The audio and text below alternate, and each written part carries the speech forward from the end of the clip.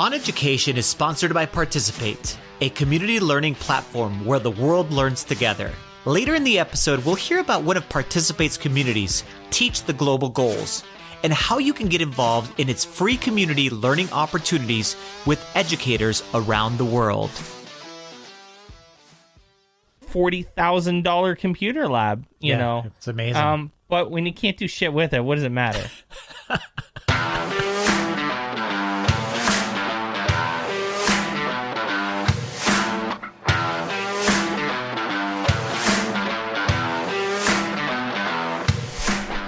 Welcome to OnEducation, part of the On Podcast Media Network. My name is Mike Washburn. And I'm Glen Irvin. Friends, we have an awesome pod for you today.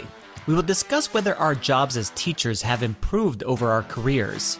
Teachers Pay Teachers has a new platform. And our guest this week is educator and author Kristin Harrington. So happy you said the I think since the beginning of this podcast, it's been pretty clear my position. It's our favorite punching bag. Yes, I have had discussions with other educators out there, and they've tried to convince me otherwise. And though I have heard many points about Teachers Pay Teachers, they still are my favorite punching bag. I think what you've separated in the last 3 years that we've worked together is the premise of why it's like why teachers deserve to earn an income for knowledge that they have, like that kind of thing, yes, versus like Teachers Pay Teachers itself being a problematic platform. Mm-hmm. Right? And those are two separate things. Absolutely. Right? Yeah, even though they're connected. Like teachers deserve to earn money for unique knowledge that they have. Mm-hmm. If you have skills at podcasting and you make a podcast and someone wants to, for example, pay you to promote something on your podcast, we have no problem doing that, and because we have a large listenership that has value. And, and I guess a classic example of this is our friends, Mike Matera and John Meehan, who have just launched a company, I guess. Actually, right? That's a good point. They have unique experience, they have unique knowledge and unique skills that are perfectly suited to what they've done. They deserve to, like, if people want to spend money, let them spend money, right? I mean, no one's forcing anything down anyone's throat. No one's forcing you to do anything. They've spent a lot of time and expertise on what they've built, and they deserve whatever they get. I mean, it's a tough beat. So, I mean, I'm wishing them all the best. We're going to have them on the podcast in the next, month or so. We've got basically the next 2 months lined up, but we're going to try to get them in and chat with them. What did you think about what's it called again? EMC squared learning. What do you think of EMC squared learning, Glenn? It's a perfect partnership between them, I immediately went to the price model because that's what I do. A lot of the things that we are dealing with right now as instructional coaches or as tech integrations or just teachers in general is this concept of having to pay monthly subscriptions for a multitude of platforms. Tons of things. It adds up. And most of the time it's out of the teacher's pocket. So just like you were just describing, Teachers Pay Teachers, at least in this case, there is no third party taking a cut of what these guys have created.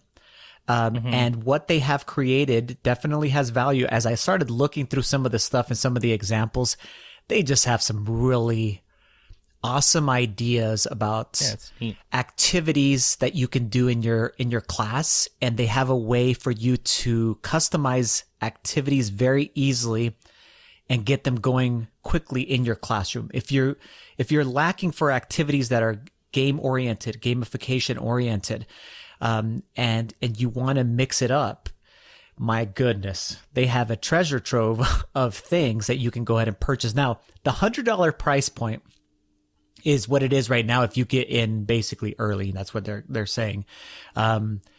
It's expensive, but in the scheme of all of the different subscriptions that are out there, it's right. It lines up perfectly with what's out there right now as far as the thing, and how quickly can you spend $100 on Teachers Pay Teachers and not get very high quality stuff. It's variant. There's a big variance as far as on Teachers Pay, on what you actually get and whether or not it actually even belongs to that person that's selling the thing.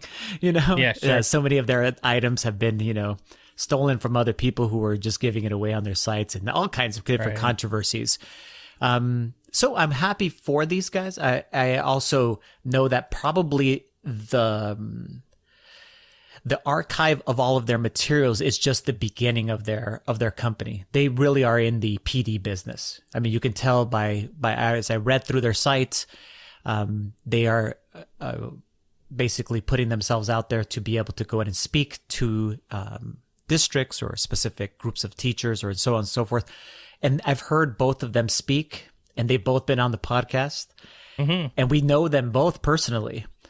And they're both. I'd call really Mike awesome. Matera for sure a friend. Like, we've spent a lot of time with Mike. I talk to Mike all the time. Yeah, and they're both. I think they're worth it.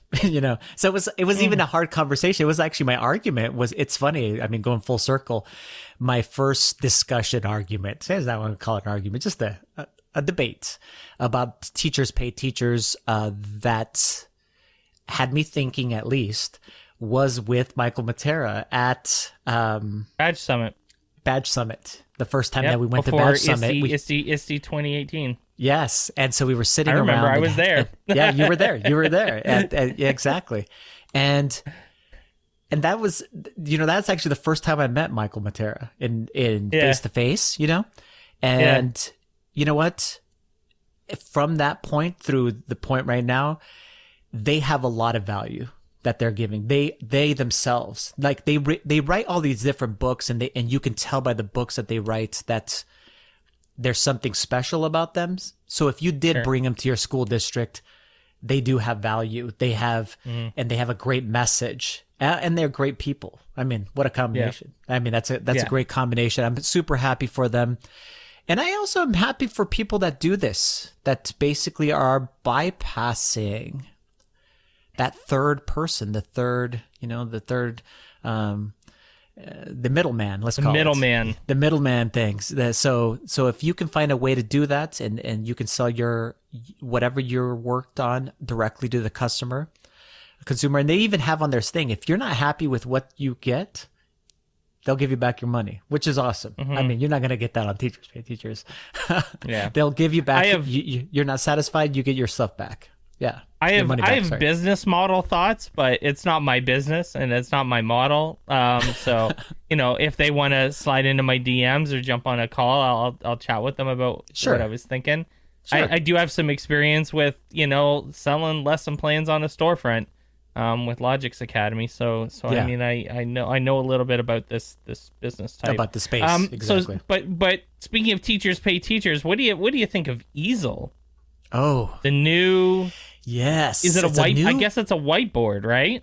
It's a platform of some sort that they are excited to announce, and I was almost thinking that it had some LMS type of functionality inside of it, and it's directly connected, right?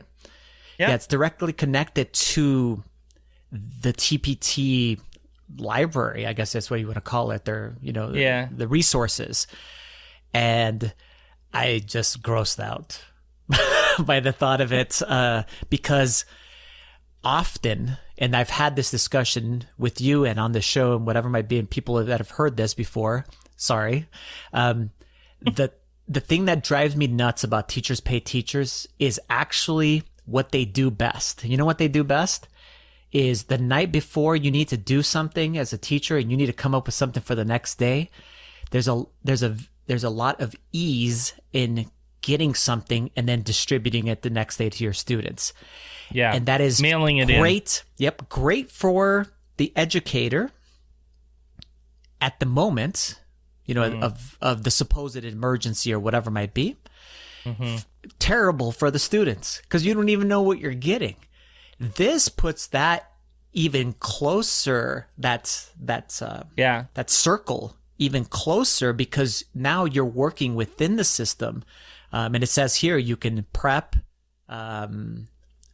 Basically lessons that you're bringing in. You can take it like a PDF that you've downloaded from, well, you don't even have to download it from Teachers Pay Teachers. A PDF that you've bought, put it into your easel account, I think directly, and then distribute it via Google Classroom to your students, and they will all receive unique copies because that's what Google Classroom does. Yes. And then the kids will do the worksheet and then submit it back on Easel or Google Classroom, and you can grade it. And the problem, the thing that Easel doesn't do is solve the actual problem of Teachers Pay Teachers. So the actual like product itself is fine. I'm indifferent. I mean,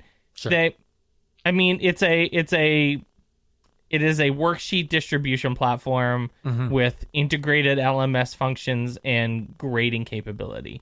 Yeah. On the face of it, sure. Cool. Right? I mean, it's fine. It really is. The reason why we don't like it is because it's taking crappy worksheets and allowing you to put even less thought into them than you already were. Yeah. Right? And then distributing them to, your students, and making all of that easier without resolving any of the actual, like the actual problems that people have now, in particular with Teachers Pay Teachers, are systematic, entire company issues that aren't resolvable by anything other than a complete culture shift at the company. And actually, what's funny is I noted this to you in our texts about this, but they actually don't refer to it very often as Teachers Pay Teachers Easel. What do they refer to it as? They said they call Easel by TPT. Yes, they hit it. By TPT. So they don't even call themselves by their company name because the company name in itself, brings up, problematic issues with why teachers who get paid so little are, spending money on crappy worksheets, right? Plagiarized content, racist content, certainly. It's all there, right? And they know it's there. So the idea that they even recognize that even their company name has a lot of like conversational problems, like as far as like the whole system is broken in this system. They're like, we're rebranding. And Easel does nothing. Easel does nothing to resolve the fact that Teachers Pay Teachers as a premise in many ways is bad. Yes. So, 100%. Digital whiteboard to shill worksheets, fill your boots. It's cool. It's really cool. Yes. There was a couple kind of interesting articles and notes and stuff like that have come up over the last week. We're recording a little bit later than we normally record, so there's a little more. There's a little more here. We're recording on Friday. We normally record on a Monday. So, we should. I guess the first thing we should talk about is, and this has probably changed since when we had it on our outline on Monday. This question of should teachers be at the front of the line for vaccines, and President Biden basically flat out said yes. Just I think it was either yesterday or Wednesday. Yes. On Twitter said, I'm directing states to prioritize teachers, to receive the vaccine. So, I don't know why this is even like a hard conversation. I don't think it is. Yeah. Yeah. If you're gonna if you're gonna force anyone to go back to work as like are we saying that teachers are essential to the recovery of the economy? They are, because if the kids are home, the parents can't go to work in a lot of cases. Yes. Right? And that makes that just in and of itself, that makes them essential. Not to mention the educational, societal, psychological aspects of why kids should be at school and why it's better that they're in face-to-face learning than distance learning, right? Yeah. But I think that the only reason why it's controversial, Mike, or reason why it was even brought up, and it was even a Twitter hashtag of the movement against this, just what he said there, it all goes back just to teacher bashing, but specifically teacher union bashing, especially in the States. Oh yeah.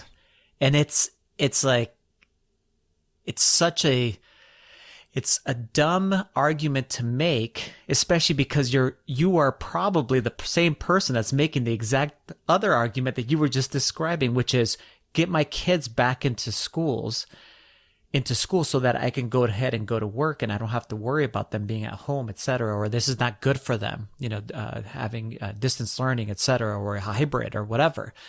And it's called, the only way that can happen is if they're protected. And it's been really left up to the states. And so some states have done a magnificent job of distributing this to specifically their teachers and in getting kids back into classrooms. And then some have just not. And it's so disturbing that is the case. And so many of you guys, maybe even listening to the podcast, have not gotten vaccinated. I have it's already been 2 weeks past my second vaccination now, which is like the point where you should be good to go. Immune. As much as you can be, Yeah. Yeah. And so I'm hoping that by him stating that there's a bigger conscious movement towards doing that, especially with states like Texas and was it Alabama that are already deciding there's no mask mandates anymore. They're going to open up fully. The school districts, the local school districts can decide whether or not their students even wear masks anymore to school. So some people are pretending we're way down the road. And if that's the case, we need to make sure that our teachers are protected as fully as we can protect them, So it's a weird thing, and it was definitely as a Washington Post article, and many major news sources wrote about this because there is this weird controversy. That's what I'm saying. It shouldn't be a controversy. It should be like obvious, but many times anytime you bring up teachers, there's just a group of people who are just like, we're anti whatever they say. Yeah. And in this case, I don't think that there's a controversy for teachers getting vaccinated. No. I think there is. I think that you can make a reasonable argument for some other people not being prioritized that are shouting about being prioritized. The one that I'd love people to weigh in on, and I'm a little bit afraid of like incurring the wrath. Okay. But I would love to know what people think of. I saw a lot of tweets about public librarians, public libraries, and librarians saying we're essential too. We should get vaccinated first. And I can see. I can make a very strong case about why that's not the way it should be. I get, a lot of what they're saying, but I'm interested in, I think that what we're seeing now, how do I say this? When the pandemic was in like full blown crazy mode with no vaccine, no one wanted to be an essential service. And no one wanted to say that they were essential. No. Right? We're not essential. We shouldn't go. We're not essential. Right? And because that means if you were essential, that means you have to go to work. Yeah, right? you needed to be there. Right. You needed to And be you there, had to yes. go and risk your lives, right? But now that there's a vaccine, all of a sudden, lots of people are essential. You know, I get what you're saying.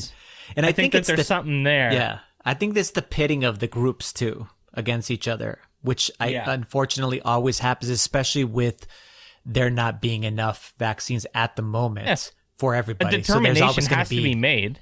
It is what it is. Exactly. You gotta figure out who's gonna get the vaccines first. And with those decisions comes controversy. And in this case, President Biden saying teachers are going to get them first. That's like immediate controversy, but it shouldn't be. A lot of people were debating whether he meant K-12. Yeah. Or also like higher ed is our university professors essential? Are they counted too? Yeah. Are they? Sure. I mean, they're obviously counted. So the word that Biden used was educator. Educator. Which is Smart. An important distinction. Mm-hmm. You know, we've had conversations over the years about the difference between what a teacher is and an educator, and you know, that kind of stuff. But you know, so I don't know. Could the university system go another 6 months without, without professors getting vaccinated? I bet you they could. I mean, we have friends that are university professors, and I'm sure, including one on staff, and I'm sure that they're not happy to hear me say that. But I mean, it's for the most part, it's true. It's different, and it's incredibly complicated. Yes. There is a lot of nuance to that discussion, and it's probably not the same everywhere. No, absolutely. So, when you live in a big place like the United States of America or in North America, where, there's a huge difference between the University of Regina and the University of Toronto, right? Yeah. Those are two entirely different, systems, places, localities with different, amounts of the virus being spread. Yes. And people coming from different places to go there, in different cities, So maybe even different countries. Yep, you're right. Yeah, absolutely. Right. Mm-hmm. I mean, University of Toronto is one of the best universities in North America. So, I mean, it's I could see it being, it's complicated, is what it is. So this article here, this Twitter post was pretty interesting. U.S. teachers, has your job improved over your career, and if so, how? Yeah. Has your job improved over your career? Mine got worse over the Really? Yeah, from when I started teaching to the year I left, it got quite a bit worse. I had to leave at the end. Was it because you knew better? You know what I mean? Where you're over the years you develop, you actually learn. Yeah. And then you're like, okay, this is actually wrong. Do you know what I mean? The system which you were in and the administration or whatever it was, the things that, and you were like, yeah, this is not the way it's supposed to be. So you know how you come into it very green as a new teacher, and you're like, you're not exactly sure what it's supposed to be. So you're just kind of going with the flow, and you're learning the systems and the procedures and what the administration does. But as you get older, and not as you get older, as you have more experience in the systems, then it's easier to be able to distinguish, this is not right. Whatever the things might be that you're making. Is that where you were? Yeah, at? There was definitely a bit of that. Yeah, for sure. Yeah, and just the difference between I actually have a tweet that goes out fairly often about the difference between looking like when I first started, we had lots of really cool tools and ideas and products and iPads and computers. I had a $40,000 computer lab. You know, it's amazing. But when you can't do shit with it, what does it matter? What's it matter? Is it because it was so confined, Mike? As far as the rules and the regulations and the policies and the layer upon layer upon layer of garbage and administration bureaucracy on top of these really cool tons of potential,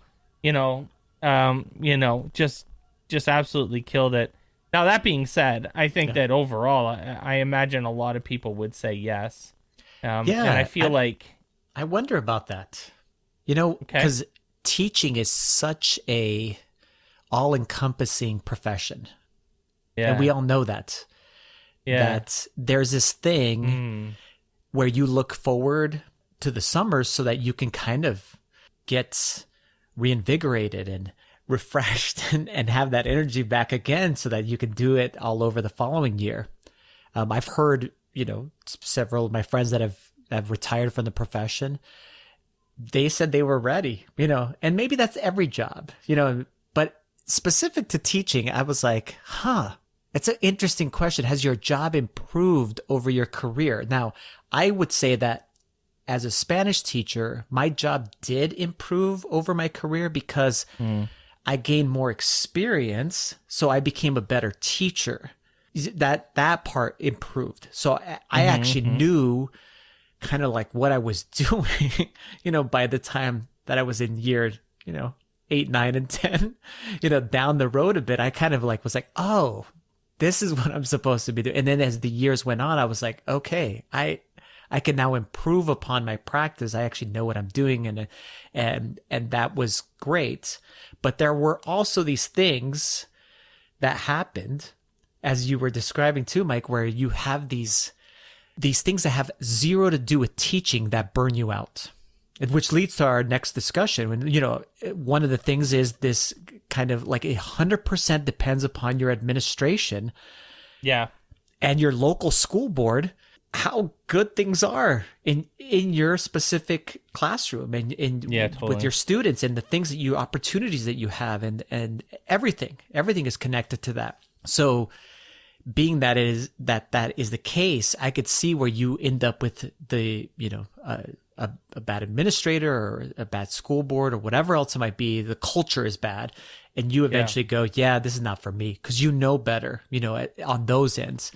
But there's all of these things that are out of your control that when you begin your career, by out of your control, I mean the things that drive you insane that you can't control. It's not about teaching and learning in your classroom. It's all this other crap that circles around just education in general that does have an effect on you. And when those things become so overwhelming throughout the years and you can see it because you're experienced, I could see where you go, I'm done. And you go, it hasn't improved. I'm done. This has been great. And I, whatever, I've enjoyed it, but I can't take any more of this, whatever it is that is driving you nuts, which leads us to our next discussion, which one of those factors. Just to say though, I imagine the last year has taken 5 years off people. Oh, at least. You know what I mean? Like if you had asked this question in January of 2019. Yeah. I think you might have gotten a different answer, a little more positive answer. Yeah, I agree. I think that especially in the U.S., people are just tired and done. Yeah, and teachers are quitting because it's not worth their lives. Agreed. When you were only getting paid $33,000 a year. Agreed. In Florida, right? Like, why would you do that? Like, it's just insane. Like, I mean, obviously some people have to, but if you had a choice, and we have friends that had the choice and, no, I mean, so it's like, I always joke that the last year has aged the carpets in my house 10 years. It's so and true. My couches are worn out. A lot more wear. A lot more craft dinner and Jell-O spilled on them, and yogurt. Exactly. And God. Cheese strings. Yeah. String cheese. Mushed into the cushions. After that sounds like we're disgusting people. We're really not, but. Kids are disgusting. Kids. If you have kids, you know kids what we're talking about. Kids are disgusting, people. Kids are disgusting. You know what we're talking about, yes. So one of those things that could drive you over the edge because you know better and you know how bad this is for education in general, much less for just the kids in your classroom, is standardized testing. And our last topic that we were going to bring up is basically an article that brings up, why are we still doing high stakes testing? And yeah, it's just mind blowing how much control, and we've talked about this before, these testing companies have over specifically the United States government, both federal and state governments. And whether or not they want to admit to this, the fact is we're still going to test kids this spring. It's so stupid. What's the point? Ridiculous. If it doesn't matter, then it doesn't matter. And what the hell are you doing it for? I don't understand it. And with the data that they're going to retrieve from this, Mike, and who knows what's going to happen, what will be the results of it.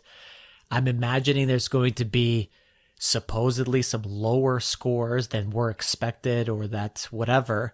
And then they're going to use that basically against the systems, against us. It's the most ridiculous thing ever. It's so stupid. And it was an opportunity to change. Yeah. And yet we don't change.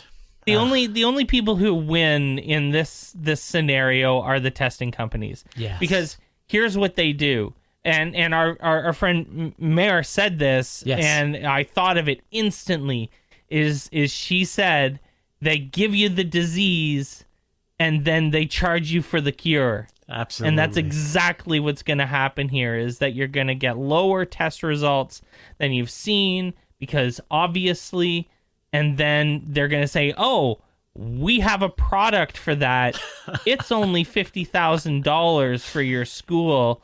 And they're going to do that 1,000,000 times over, and just rake. And it's a shame, because the only people that are winning, the teachers aren't winning, the principals aren't winning, the administrators aren't even winning. Everyone's getting hosed by this. Kids are getting hosed. Yep. Yes. Except for, the CEO of Pearson, who's getting a fat stock option this year. Loser. Yes. Big loser. And it could be one of those things, connected to this thing, as far as, has your job improved over your career as a teacher? When you know that this high stakes testing is stupid, it doesn't mean anything, yet we spend so much money and we dedicate so much time to it. It can drive you over the edge. And I've heard people say that. They're like, I'm done with this. The system is ridiculous. Opt out. If you are allowed to opt out in your we are in Minnesota, you are allowed. Opt out. Opt your kids out. It means nothing. It means nothing to you. It means nothing to your kids. It means nothing to the teachers. There is no value in it. Opt the hell out this year, and go live your lives, for God's sake. I like that because, as an episode. If opt out. Yeah, because if the last year and a half has taught us anything, is that we only have one life to live, and absolutely, we shouldn't be spending a bunch of it in stupid tests that only make Pearson and whoever else loaded rich. When we come back, we're going to talk to Kristin Harrington, the author of a new book, Adventures in Authentic Learning. Stay with us. It is like a spider web. These diverse, interconnected spaces help and inspire us to understand, empathize, and take local action in our schools. That's Yahaira Guedes, a facilitator within the Teach the Global Goals community on Participate. The community is home to hundreds of resources, courses, and educators around the world, collaborating on how to bring the United Nations 17 Sustainable Development Goals into the classroom. With our students, and as a collective to be a powerful force to achieve the vision of a more peaceful, healthy, and equitable world. We'll hear more later in the episode from another community facilitator on why you should get involved. Welcome back to the podcast, everyone. Our guest is an EdTech coach in Florida and was the recipient of the ISTE Edtech Coaches PLN Award. She's the author of Adventures in Authentic Learning, 21 Step-by-Step Projects from an EdTech Coach. Welcome to On Education, Kristin Harrington. Hi, thanks for having me. Awesome. Kristin, why don't you go ahead and introduce yourself, take us a little deeper than the 3 sentences I just gave everybody there. Okay, sure. So I've been an EdTech coach. This is now my 9th year, I believe. And I always joke that, or not joke, I'm serious, but I say that it's like the best job ever. I feel like I'm really lucky. And I always tell the teachers that they make me look good because I get to just go in and see the best things happening all the time and share ideas with teachers and work with kids as well. And it's a pretty amazing job. So I'm very, very fortunate and lucky. So Kristin, talking about your book, you have a section on a topic many teachers struggle with, basically to find a solution to motivating our students to create quality work. As soon as I started reading that, I was like, okay, this is a topic that hasn't been addressed. There's things about motivating students, making relationships with students, and so on and so forth. But what are some strategies that you have found to be effective to have students submit that assignment with and make it be quality? I think a couple of the strategies that I wrote about that are my favorite. One is having some kind of model or example, and that seems really specific, but I think I kind of tackle it in a different way versus just like, this is what it should look like when you're done, and then students will tend to copy. But bringing students in as part of that, like you could show an example, even a mediocre example that you make up as the teacher, and then have students kind of evaluate and then have them help decide what the criteria is for that project. And showing that. Another thing is building in time for reflection and like iteration in the process, which is something I see that doesn't always happen. And I'm guilty of this just as much as anyone because timelines for schools are literally impossible. We all know this. Like you can't really fit everything in that you need to do in a year or even a week.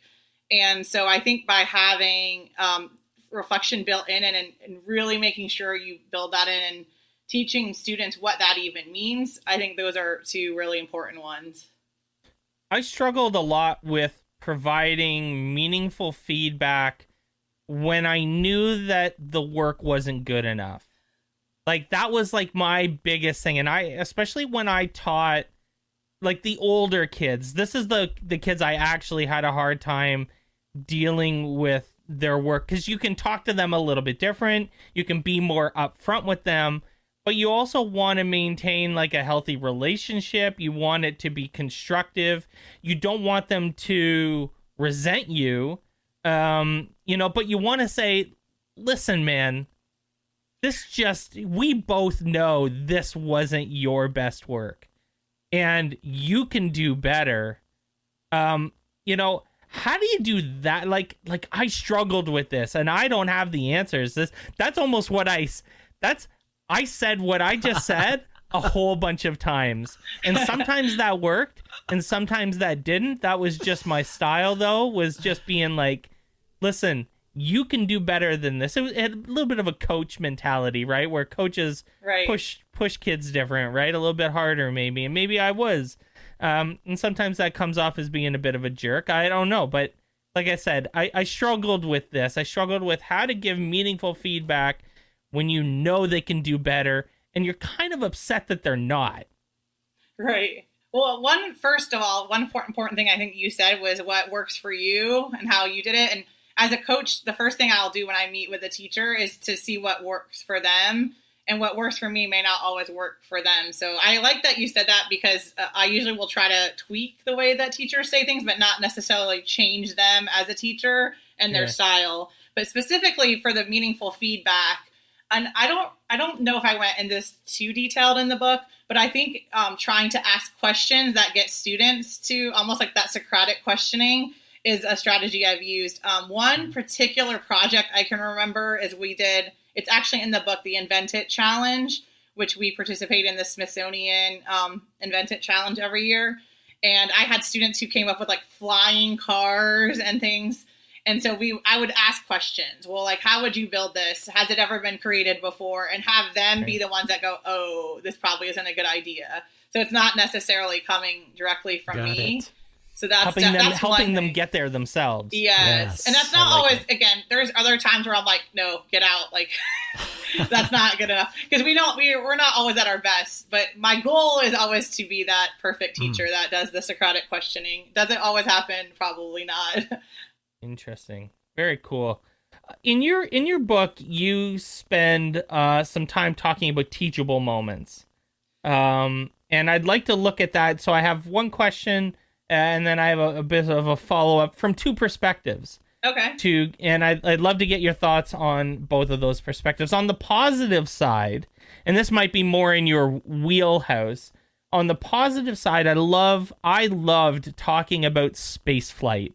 So you've heard, if anyone listens to the podcast enough, they know I'm a giant nerd for space stuff, and spent a lot of time talking about it with my students. I would often, if there was a SpaceX launch or whatever, I would stop whatever I was doing and watch it.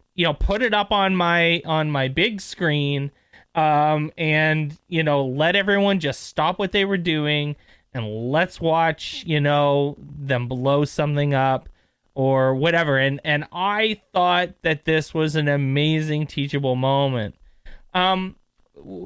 What do you think of doing something like that? Because there's obviously, like, for example, my principal kind of thought it was cool, but I had a vice principal who actually hated it and didn't like that I wasn't, teaching, which is ridiculous, right? So do you think stopping your class for space is a good idea? I definitely do. And I share your enthusiasm. We just had it hosting for the last couple weeks for the Mars rover, and that was amazing. And I can't stop looking at all those images every time they pop up on social media.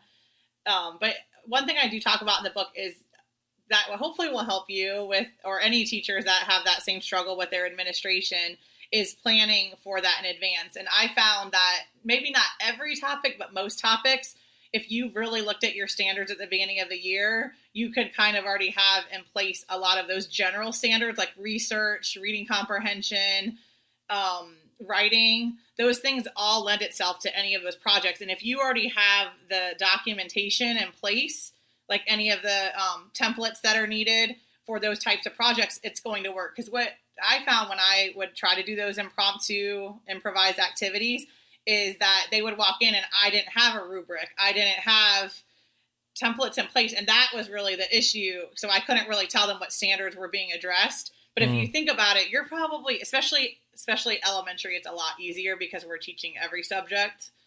But you're addressing so many standards you don't realize anytime you're engaging in those impromptu type activities. There's so many things they can do that would tie in every standard. So if you just have a plan in place ahead of time, I think that helps a lot, bringing in those things. And space is in the science standards, at least in Ontario. Space is in the science standards in, I think, like grade 5 or 6.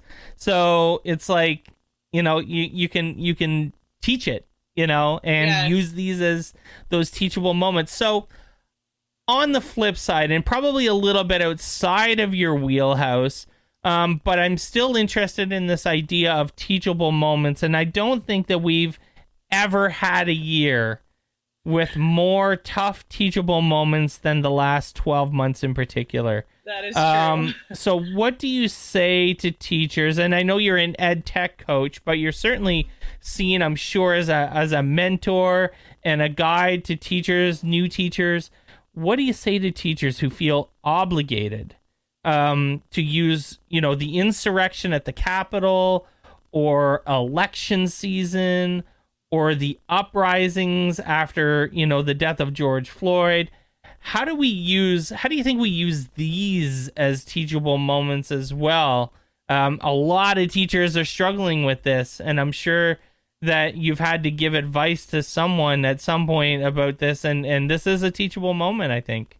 Definitely. I think it depends. One thing I'll suggest to teachers, honestly, is one, having administration support, at least letting them know, trying as much as you can to have parent support, that you're going to be discussing it and kind of giving them a chance to preview that information with their children. I also will tend to, and maybe I'm more on the conservative side on this, but I'll ask them to look at their standards and see like where that topic falls with that. So not necessarily it needs to be a standard they cover, but like when does slavery get introduced? In our state, it's around like 4th grade. So if they're dealing with something similar to that in like 1st grade, then I might say, okay, that might be something you would question because there's nothing comparable in your standards. If that makes sense. If there's no background, another thing is if there's no background knowledge for that topic in their curriculum at all, it would be more difficult to address it. Now, luckily with the election, at least in our state, everyone has some types of civics and government standards. So that one's a lot easier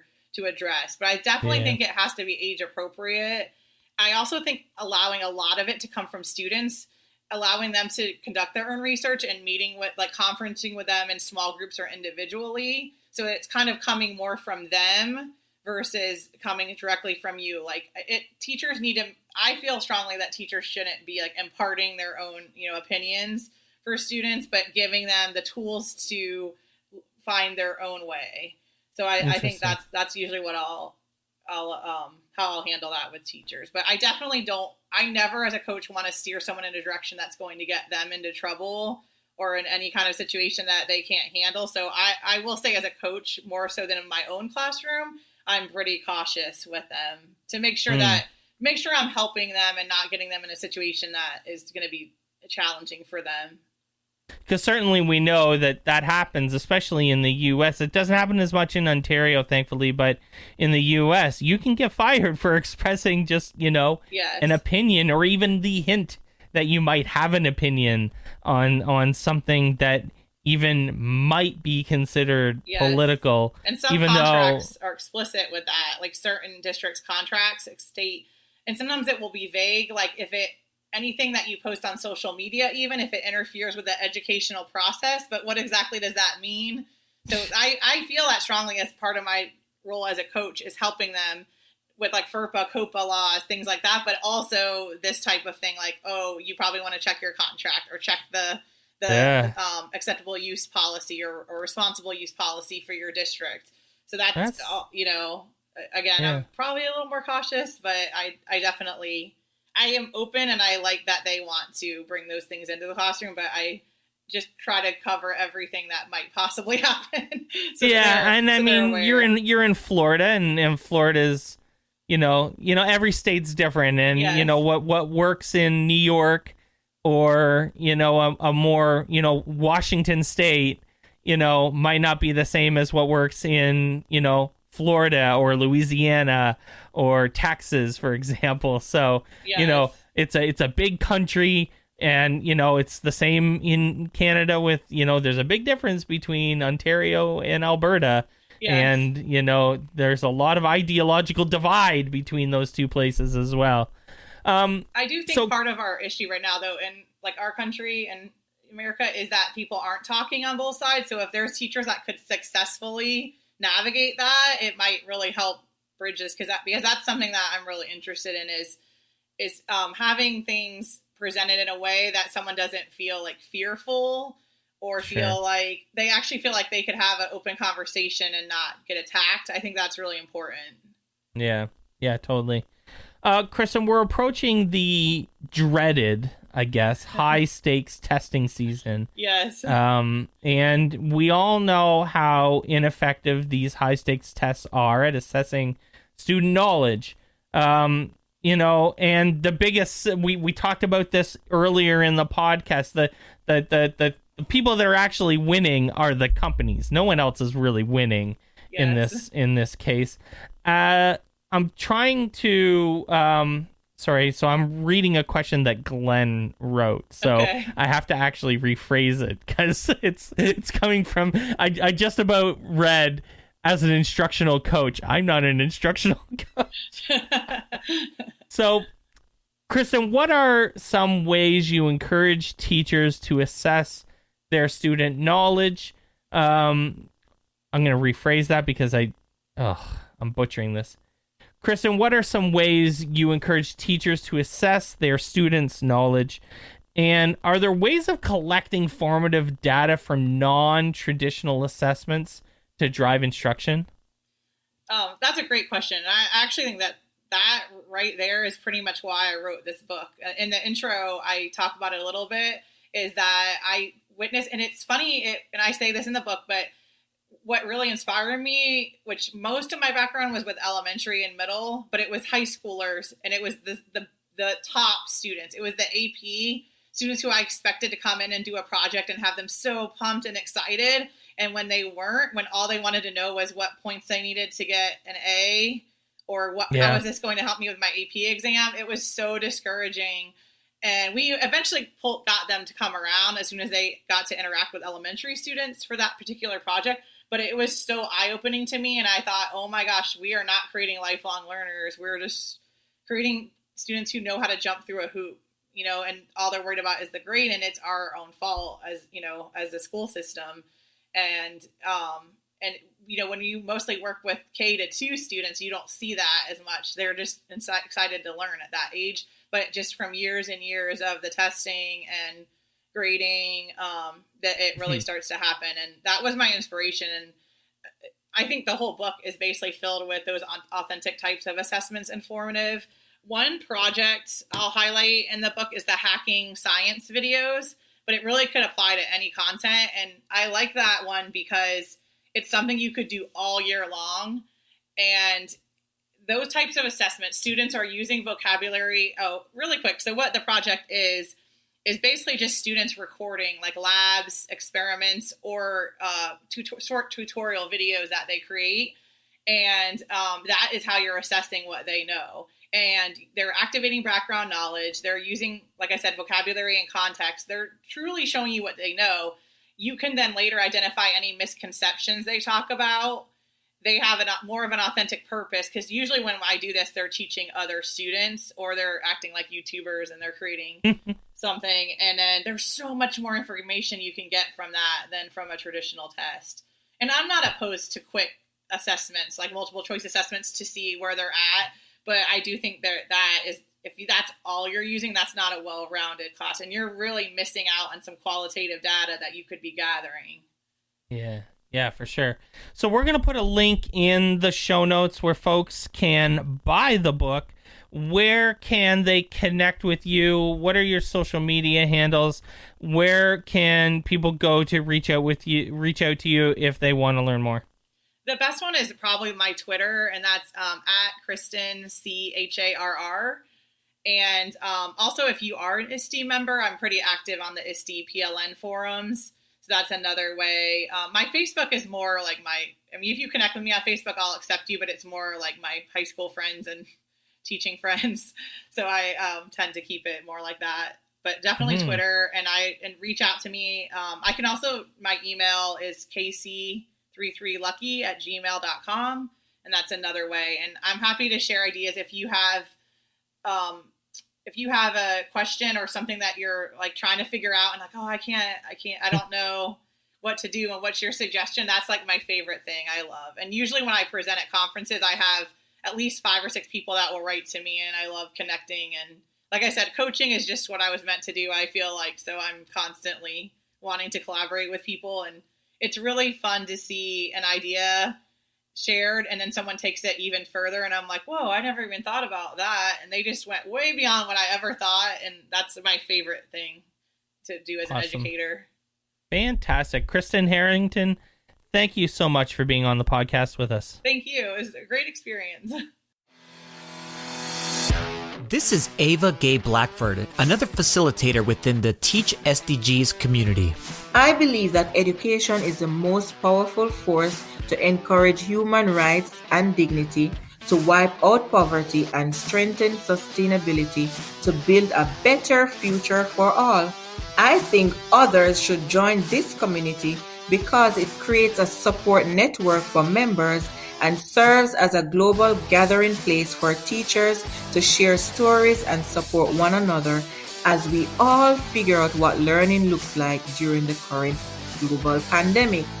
To access hundreds of resources about the global goals and to connect with almost 1,000 educators around the world, join the free Teach the Global Goals community. Visit go.participate.com/global goals to get started. Thanks for listening to OnEducation. My name is Glen Irvin. My co-host is Mike Washburn. OnEducation is part of the On Podcast Media Network. You can listen to this show and many others by great educators like Monica Burns, Mike Matera, Tisha Richmond, and many more by visiting onpodcastmedia.com. Want to get in touch with us? Check out our website, oneducationpodcast.com. You can tweet us at OnEducationPod. Mike is at Mr. Washburn on Twitter, and I can be found on Twitter at IrvSpanish. You can find us on Facebook by visiting facebook.com/OnEducationPod. We're also on Instagram at OnEducationPod. If you're enjoying the show and think others would too, we would be thrilled if you shared it with them. Please leave us a rating or review in Apple Podcasts or Google Podcasts. When you leave a rating, it gives our rankings a boost. This helps others discover the show. We want to thank our presenting sponsor, Participate, for supporting us. Check out participate.com to learn more about them. Thanks as always for listening. Stay awesome and see you soon.